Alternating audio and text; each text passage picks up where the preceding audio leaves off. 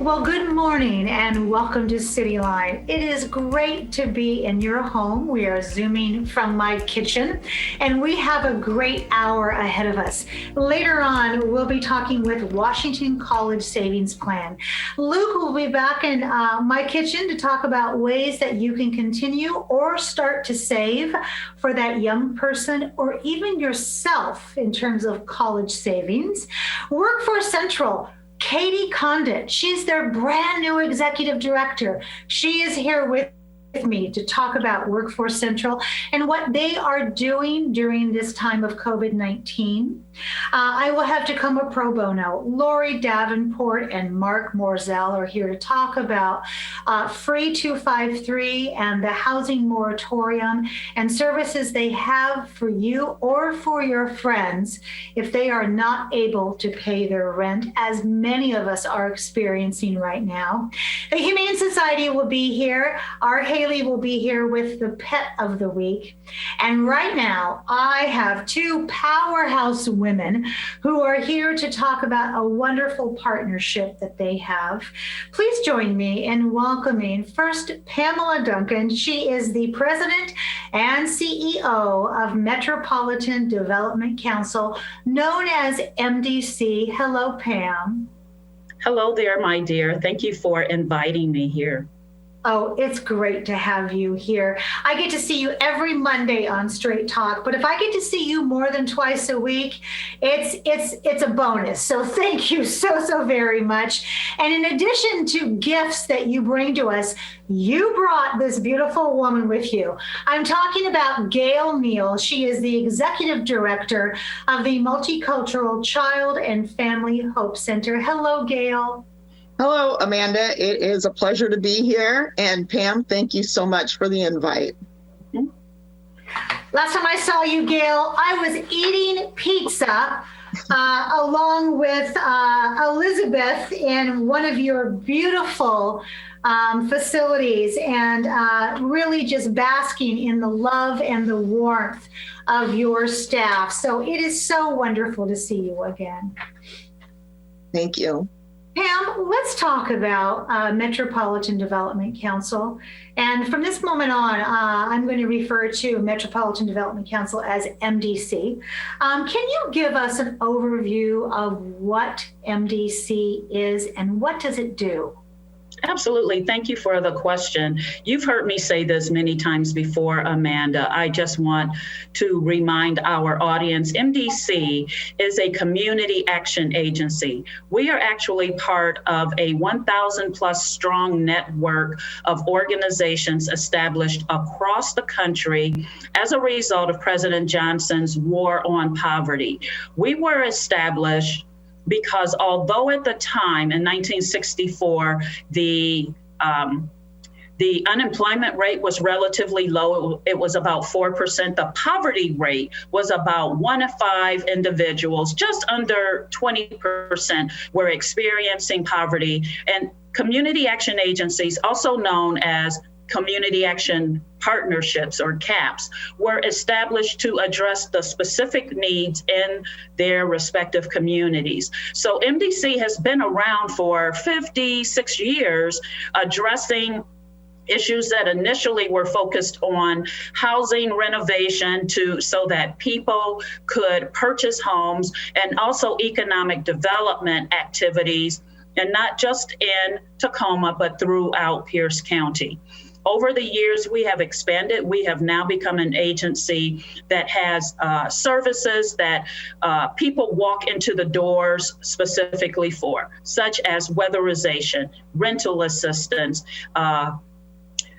energy assistance. Those are the things that get people into the doors, or it's because people come in because they are looking for outpatient counseling in the form of co-occurring disorder, counseling or substance use counseling. We provide those types of behavioral health services, but we also are looking to take that opportunity to address the entire household, not just a one specific thing, because we know when people come in and they ask about a specific service, it's quite likely that there are many other things that are going on in the community. So now MDC has become an organization that focuses on services in 4 areas. Those are education, employment, health, and housing. MDC has about 200 units of housing that's comprised of apartment complexes, single family, multi-family duplex housing. Much of it is supported housing. We do also have just affordable housing for low to moderate income households.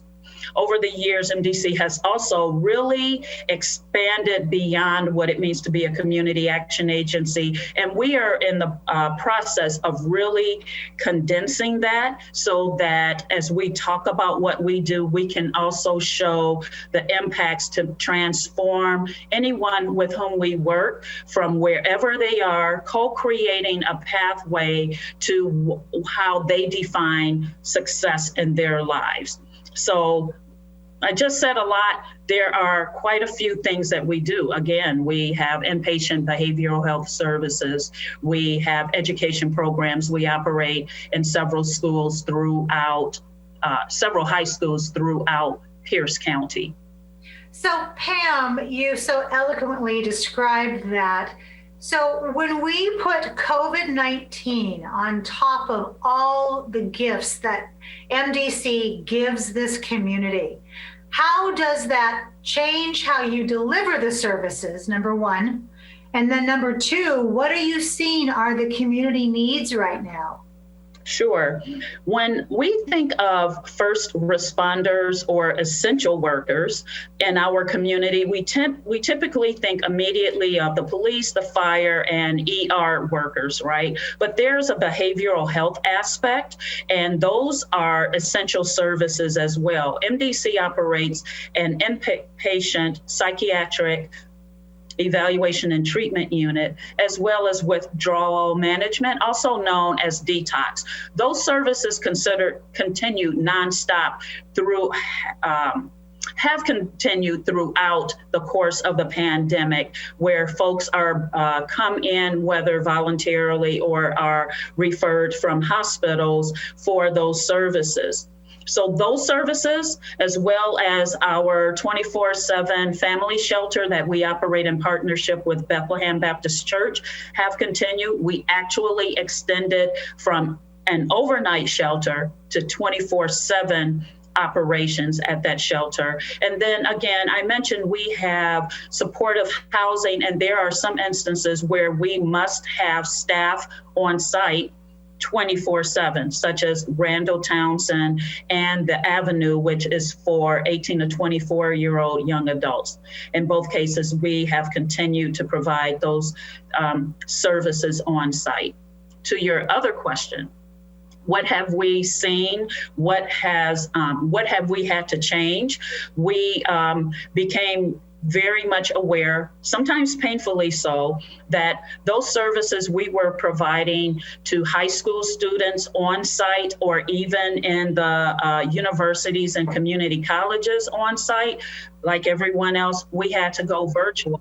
And we became aware of it really elevated lots of needs that weren't necessarily evident before then. Many households don't have any internet accessibility, or it's very limited. And so when you have multiple folks at home 24/7, your bandwidth gets impacted. And so frequently people might see, if they're on a virtual call, their internet connection is unstable. The bandwidth is being impacted. When you're talking about children being educated from home, we can't have that. That's critical. We must be able to provide ample bandwidth to our households. And then there are the devices that are being used. Lots of households don't have a computer or a laptop. They're doing everything off of a smartphone. And if you are limited and you just have one or two smartphones, but you've got multiple people in the household, guess what? That impacts people's ability to receive services or continue their education. We also made a pivot, and our education team began receiving donations from Emergency Food Network and packing up items to provide to not only those with whom we work, those we serve, but we also have staff who also identified that they have needs in terms of food. And of course, additional rental assistance. So many people have been impacted. Their economic situations have changed during the course of COVID, and people need rental assistance or mortgage assistance. We've been fortunate in that we receive funding from the Department of Commerce in the form of community services block grant dollars that we are using for rental assistance. And we are fortunate to have a great partnership with Pierce County. So we have CARES Act dollars, additional dollars to help get out into the community. Wow. And it's still not enough. That is incredible, Pam. So, Miss Gail, you've been sitting there listening so intently. So I want to find out, what services do you provide to the community? So Multicultural Child and Family Hope Center provides services, family services. We are an early learning childhood center, but we focus on the whole child, so everything that the family needs. So we provide early learning, and right now we are doing that Zoom and at the center, depending on the family's comfort level. And then we also have opened up a virtual school at our second site, where we have 80 kids, elementary kids there from 23 different Tacoma school districts, elementary schools. The other thing that we provide is services for housing. We're doing rental assistance. We have some on-site tiny homes for families for emergency housing. And then also we are doing crimes victims classes in our recovery cafe. We also provide services for recovery families. We have a drop-in center that is the only one in the state of Washington that takes foster kids in when they are waiting for placement into a house, or if they blow out of their placement, they always come back to our center because we have the same staff. Most of the staff have been there for 20 plus years. We have 11 men working for us, 10 are African American. So to those kids, that's family. And so stabilizing them at our center is really important to us. We also do services with family support. So we have 5 family support staff that help families with any needs that they have. And then we also have services that go into the home when families get their kids back, and they will actually do in-home services and help them start routines like homework, just healthy options for their kids that they've never been taught by anybody. We have a program at Raymond Hall where whenever somebody gets their child taken away, it's called shelter care. They go in and talk to the judge and hear why their child got taken away from them and what it is that they have to do so that they can start services to get their child back into the home. Whoever walks into that courthouse, we have a staff person waiting for them, and that person mentors them from the time they start their services until they get their child back in the home. And those are parents that have already gone through the services and gotten their children back, and so they're peer counselors. The other thing that we do is a program called Father Engagement, and Father Engagement works with dads that have not been into their child's life and they're re-entering their child's life. And so they take a 12 classes. And then at the end of those 12 classes, they go back to court. They find out what other services that they have to have. And so we make sure that we have staff that rally around them to get anything done that they need to and get the services done that they need to so that they can be in their children's lives. So those are some of the main programs that we have. We have 23 different programs, and they're all circled around the entire family. So it does not surprise me that the two of your organizations have knitted this beautiful tapestry together, because the overlap and the strengths of each of your organizations, they fit beautifully. Gail, you mentioned the 21 services. How have those services changed since COVID? So one of the things that we changed right away is we had less kids coming. And so we were kind of like, okay, so we need to do something since we never closed. We came to work every day. We need to provide some kind of services where we're helping our community. So right away, we started a food bank in the parking lot. And so on Mondays, we hand out food boxes, non-perishables, and dairy boxes to families, any families that come through the parking lot. The other thing that we have is 2 tables set up where we help families with rental assistance right outside.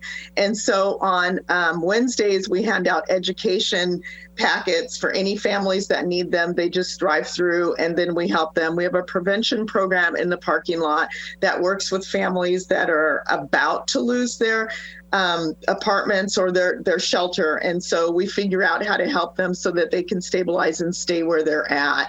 The other thing that we do is we hand out clothing for kids and coats and hats. They're all brand new. We do that out in the parking lot as well. So a lot of our services, we don't have people coming in and out of the building, but we've learned to use our outdoor as an office space that's outdoors. And so a lot goes on out there every day. And so we also do hot meals dinners on Wednesday nights. We have families that drive through and we provide hot meals for them and their kids. You know, I have almost wrecked my car at least twice a week as I come around that corner and I look over and I see your people out there, masks and gloves, and it's a hive of activity, of handing things to cars. And I'm like, even during COVID, they are still embracing and co-parenting this community. Amazing. If I had not been in your facility and been embraced by your team, I would have never believed it. But boy, do I believe it. Gail, what is your success to building and sustaining these services? So one of the things that we do is we have staff that longevity, they've been there for a long time. And people ask me, why do they stay so long? Honestly, I believe it's because they multitask, so they work in several different programs. The other thing, which helps with the stability, and the other thing is everybody feels good when their heart's touched and their glass is filled every day. And I believe that the work that we do in the community, that our glasses get filled every single day. And we see the growth and we see the stories. We see the good things that happen to kids. And so I believe that brings them back every single day. And it's not boring work at all. I mean, every day is different. It's pretty exciting. I also think that as far as Pam and I originally started at MDC and I worked there for 17 years running children's programs for them. And they realized that before Pam, we were going to be stronger if we moved on our own and ran those children's programs. But her and I are both think outside of the box people and very flexible, caring. And I believe that, just watch, we're going to do some pretty amazing things together. Our partnership has been wonderful because both of us, when we need something or we need somebody to brainstorm with, we just call each other on the phone. And it's just been an amazing relationship that is just flourishing every day. It's amazing that you use that old-fashioned thing called a telephone. How wise of you. Well, I could spend an hour talking with both of you, but unfortunately I don't have that. But I do want to say this. I was on Facebook last night and I saw a posting by one of your parents, Gail. I'm going to try not to cry about this because it just touched me so deeply. It was a picture of their beautiful son who attends the Learning Center there. And the caption was, they were so grateful that their son had the ability to go to school every single day and to be taught by a Black male that was leading the way for their son. I want to end our segment on that note because there can be nothing more beautiful than to be a part of the solution out there that helps people understand that Black Lives Matter. So thank you to both of you for being here today. My much love to both of you. I kiss your hems. Please keep yourself healthy and safe during this time, and I'll find you and come see you soon. Good. Thank you. Amanda. This has been wonderful. It has been very wonderful. Thank you so much.